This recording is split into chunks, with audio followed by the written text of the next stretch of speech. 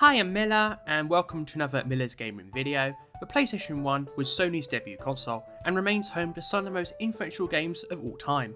However, much like all legacy Sony consoles, the PS1 is home to hundreds of Japanese exclusive titles.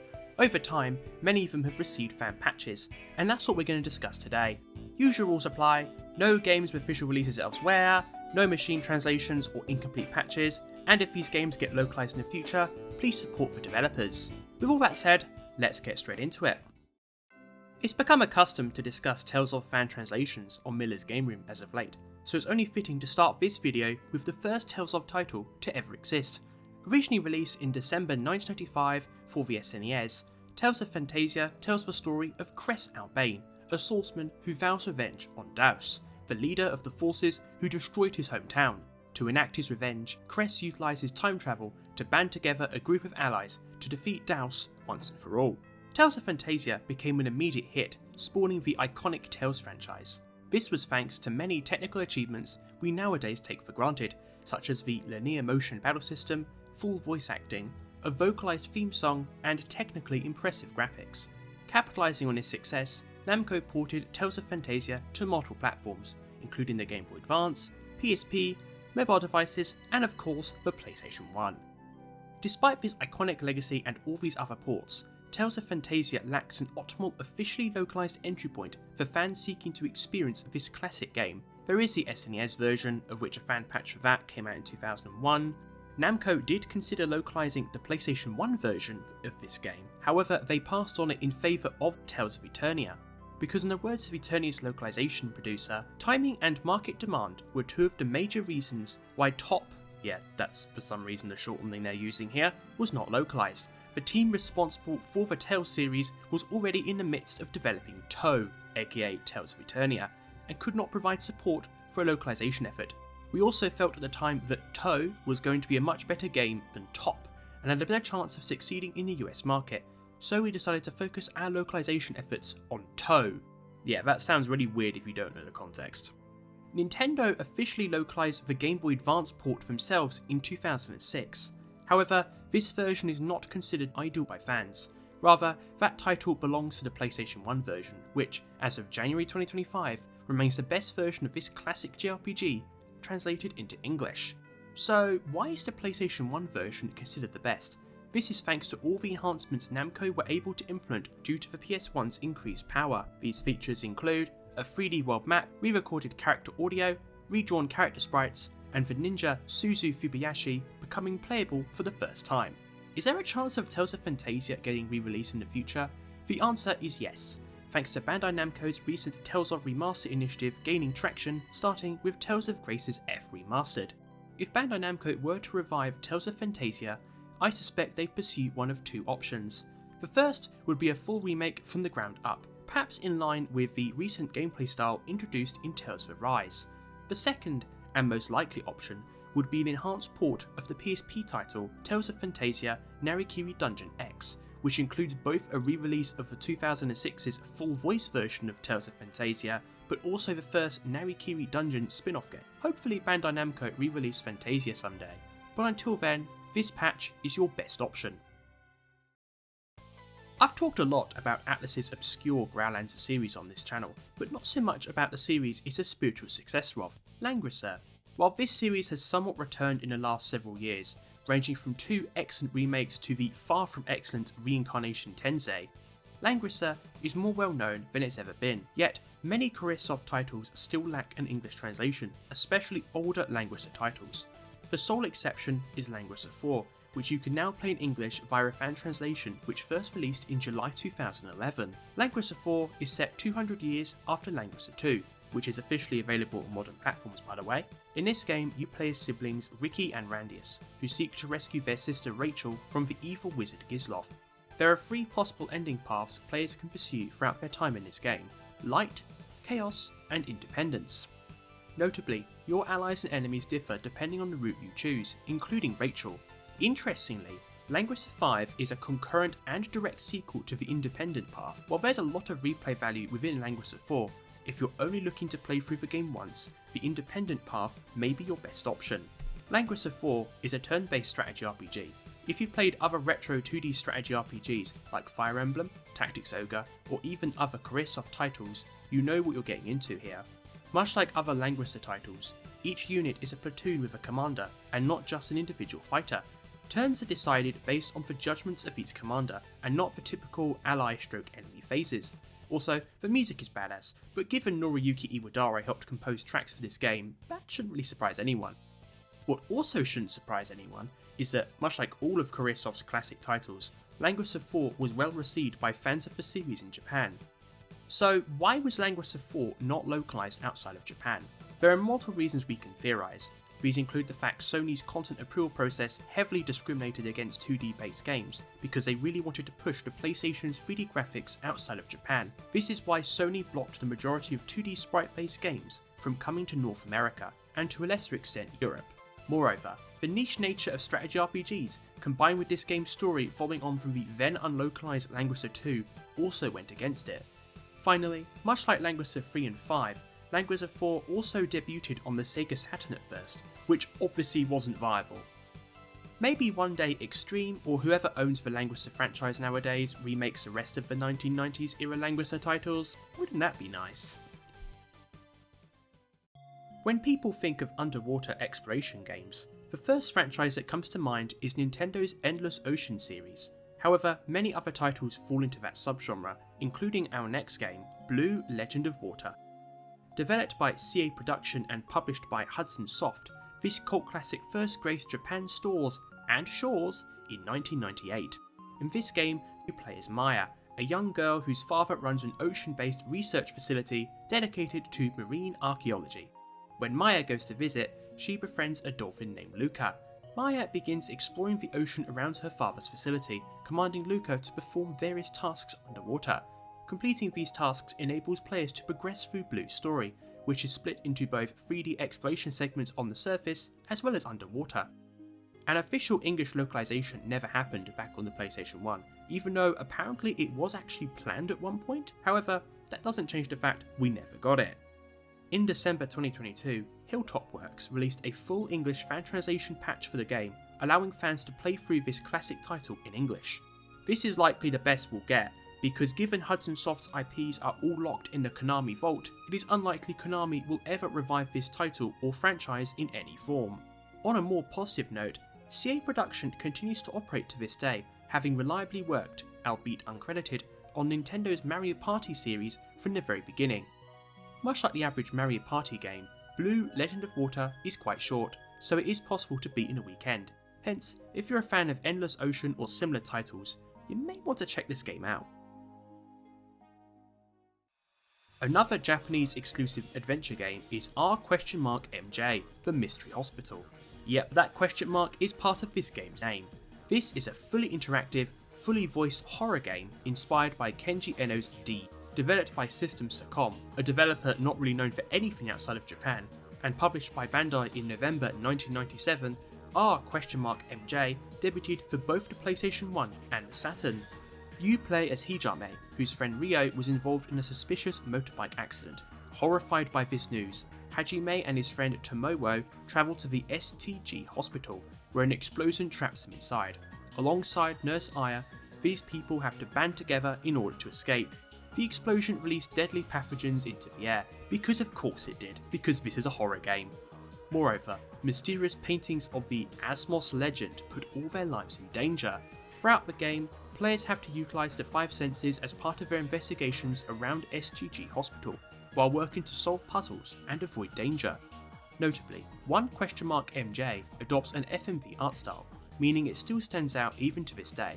This game is comparable to early Resident Evil titles, as well as the Parasite Eve series, in terms of its initial presentation and impressions. However, looks can be deceiving, because R?MJ is a very cheesy and bizarre experience, often falling into outright hilarious territory you don't normally associate with horror games. This, alongside the rise of the internet, is why R?MJ developed a cult following over time. Regarding an English localization, this was not viable. In the 1990s and even today, text-based FMV games are very niche, and often quite divisive, even by visual novel standards. whether it's more modern games like Square Enix's Centennial Case or the notoriously terrible Plumbers Don't Wear Ties, FMV games have a limited market. This is why companies rarely localise FMV titles in the modern era, yet alone revive older FMV titles. One recent example is Nippon Ichi Software's Close Nightmare. Therefore, fans need to step in. In 2022, modder Snowy Aria released a full English patch for the PlayStation 1 version of R*MJ, with another group working on porting the English translation to the Saturn release. Now it's possible to play this obscure, cheesy gem in English. If you're a fan of FMV-style visual novels, classic Resident Evil-style horror, or even puzzle-based adventure games more generally with a hint of cheesiness, you may want to look into R*MJ, as Bandai will likely never revive this title. Next up on this list is the classic Atlus RPG, Shin Megami Tensei. Wait, what? Why is a classic Atlus RPG on this list? We'll get to that. The legacy of Shin Megami Tensei deserves a whole video of its own, and no doubt other content creators have already done exactly that. Hence, for this video, I'm going to keep it brief. The mainline SMT series, of which this game is the first, are post-apocalyptic RPGs. Most old-school SMT games are first-person dungeon RPGs, known for being very difficult, and this game is no exception. In SMT1, you play as a silent protagonist who navigates a ruined Tokyo, which the US government ruined after ordering a nuclear attack on Tokyo thanks to scientists accidentally opening a portal to the world of demons. This title was originally released on the SNES, and helped firmly place Atlus on the map of game developers to watch. And of course, Atlus ported Shin Megami Tensei to multiple platforms over the years, including the PlayStation 1. Despite Shin Megami Tensei's long-running legacy, it's not available officially in English easily. This is understandable because all the religious references made localization in the early 1990s unviable. Once they started localizing the series in the 2000s with Shin Megami Tensei Nocturne on the PlayStation 2, demand grew for more dark RPGs like it. Hence, Atlus did localize an iPhone port of SMT1 back in March 2014. However, like many developers of older phone games, Atlus failed to ensure SMT remains compatible with the latest Apple hardware. Yep, the official English release of Shin Megami Tensei on iOS is abandonware as of iOS 11's release back in 2017. Therefore, fans had to step in. Using Atlus's official localization as a base, fans released patches for both the GBA and the PS1 version. The PS1 fan translation was released in August 2022 in place of an official localization, and is considered the best way to play Shin Megami Tensei in lieu of an official release. SMT's PS1 version is a direct port of the SNES original, contrasting with SMT1's other ports from the time. Many were commissioned under license by Atlus to other developers. It's interesting that this iconic game isn't available officially in English on other platforms, yet it is in Japanese. If you speak Japanese and have a Nintendo Switch Online membership, you can play it there for what it's worth. This next title is also not available on modern platforms, and when I tell you more about this game, you will understand why. This game, Bloody Bride Imadoki no Vampire, is a dating sim developed by Astrovision and Juradan Co, and published by Atlus in December 1996. This is one of many third-party publishing deals Atlus Japan did back in the day. Moreover, Imadoki no Vampire holds a prominent spot on Atlus's V&D page alongside the likes of Utaramano Mask of Truth and Persona 4 Dark Seal Knight, but not 13 Sentinels, because V&DB are absolute hypocrites. In this game, you play as Fide, a young vampire sent down to planet Earth on a mission. He has to suck the blood of a woman with a Fatium aura. He has 3 years to do this, and he will need that time because the women must willingly let him suck their blood. This dating sim combines visual novel storytelling with stat-raising mechanics and turn-based combat segments. Fide must work on his appearance, manners and other stats required for the women to fall in love with him. The stat-raising segments include going out at night and sucking the blood of women he finds, whereas the battle segments consist of Fide fighting monsters to gain experience and items to give to the women. It's a very interesting concept to say the least. Some of the staff behind this game are surprisingly familiar, one of which is Hideyuki Yokoyama, the executive producer. He also worked on many legacy Atlus titles from the 1990s and 2000s, including Shin Megami Tensei Nocturne, Princess Crown, and Thousand Arms. Some other names include scenario writer Toshiki Inoue of Fairy Fencer F fame, and Jun Inoki, whose credits include Arc the Lad and the Half-Minute Hero. In 2003, fans released a patch for this game, meaning you can now enjoy this obscure dating sim in English. This is quite early for a visual novel fan translation patch, and is understandable given that visual novels were just not viable back then. Arguably, if it wasn't for the English patch, this game would likely be completely lost to time, especially outside of Japan. Moreover, there was no chance in hell Atlus could or would localise this game back then. What about now though? Given the sharp rise in classic visual novels getting HGV releases for modern platforms, including other titles Atlus published in Japan historically, never say never at this point. The final game I'm discussing in this video is one of the absolute worst RPGs ever made, Ancient Roman: Power of Dark Side, which has nothing to do with ancient Romans. Developed and published by Nihon Systems in Japan in April 1998, Ancient Roman tells the story of Kai Orpheus, a young man kidnapped as a child and subsequently forced into child labour. Once he finally sees freedom from the mines at 17, he teams up with his friends Michaela Almeida and Burke Schwartz to stop a deadly virus turning everyone in the world into monsters. So on the surface, this game has a promising story. Does it deliver? Well, you already know the answer. Gonna get right to the point, this game is so shit, it's unironically amazing. Ancient Roman is notorious for its terrible graphics, bafflingly strange soundtrack, and most of Ancient Roman's backstory, which as I mentioned earlier has nothing to do with Romans or even Italy, isn't even available in the main game. Instead, it's exclusive to a separate drama CD, making that drama CD essential listening for those seeking more of Ancient Roman's terrible storytelling. Ancient Roman was not localised because this game is shit. Even though this game is 3D, so it does meet that angle. Sony's PlayStation 1 era content policies, Ancient Roman does not exactly showcase the PlayStation in its best light. So it's highly likely that Sony would not have approved this game. And also, Ancient Roman would damage the PlayStation brand had it come out in English. Oh, for fuck's sakes.